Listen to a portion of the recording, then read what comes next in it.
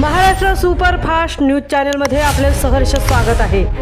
खास सत्याची थार लेखणीची महाराष्ट्रातील ताज्या आणि वेगवान बातम्या पाहण्यासाठी आपल्या हक्काचे चॅनल शेअर करा, लाईक करा आणि सबस्क्राईब करा। धन्यवाद। उरण कोटगाव येथील स्वच्छतागृहांची दुरावस्था, शाळेतील विद्यार्थ्यांसह आसपासच्या रहिवाशांना बसतोय दुर्गंधीचा फटका।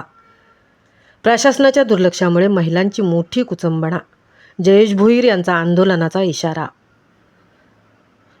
उरण कोटगाव हद्दीतील रायगड जिल्हा परिषद शाळा काळाधोंडा या शाळेच्या समोरील बाजूस आणि उरण बायपास रोडला लागून असलेल्या सार्वजनिक स्वच्छतागृहांची अवस्था अत्यंत दयनीय झाली आहे। या शौचालयाला लागूनच शाळा आणि रहिवासी वस्ती असल्याने या अस्वच्छतेचा व भीषण दुर्गंधीचा मोठा त्रास शाळेतील विद्यार्थ्यांना, शिक्षकांना आणि आसपासच्या रहिवाशांना सहन करावा लागत आहे। या गंभीर प्रश्नी कोटगाव ग्रामसुधारणा मंडळाने आता आक्रमक पवित्रा घेतला आहे।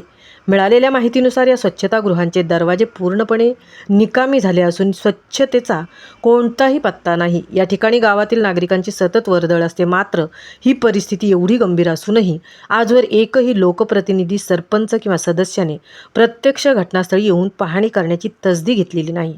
या उदासीन कारभारामुळे महिलांची मोठी गैरसोय होत असून परिसरात तीव्र संताप व्यक्त केला जात आहे। शौचालयाची अवस्था अतिशय गंभीर असून त्याचा थेट त्रास शालेय विद्यार्थी, शिक्षक आणि जवळ राहणाऱ्या नागरिकांना होत आहे। ग्रामपंचायत प्रशासन याकडे पूर्णपणे दुर्लक्ष करत आहे। जर तात्काळ दुरुस्ती आणि स्वच्छतेची व्यवस्था झाली नाही तर हा प्रश्न आम्ही उच्च स्तरावर घेऊन जाऊ, असा इशारा कोटगाव ग्रामसुधारणा मंडळाचे अध्यक्ष जयेश भोईर यांनी ठणकावून दिला आहे। उरण कोटगाव परिसरातील ग्रामस्थांनी या समस्येचे तात्काळ निराकरण करण्याची मागणी केली आहे। मुख्य रस्त्याला लागून आणि शाळेच्या अगदी जवळ असलेल्या शौचालयांची झालेली ही दुरावस्था प्रशासनाच्या कारभारावर मोठे प्रश्नचिन्ह उपस्थित करत आहे। महाराष्ट्र सुपरफास्टसाठी तृप्ती भोईर, कोटगाव, उरण।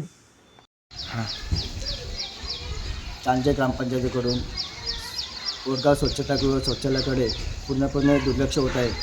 स्वच्छतेची अत्यंत वाईट अवस्था असूनही दरवाजे आपले खराब झाले, त्यामुळे आपल्या बाई माणसांना मोठा त्रास होत आहे।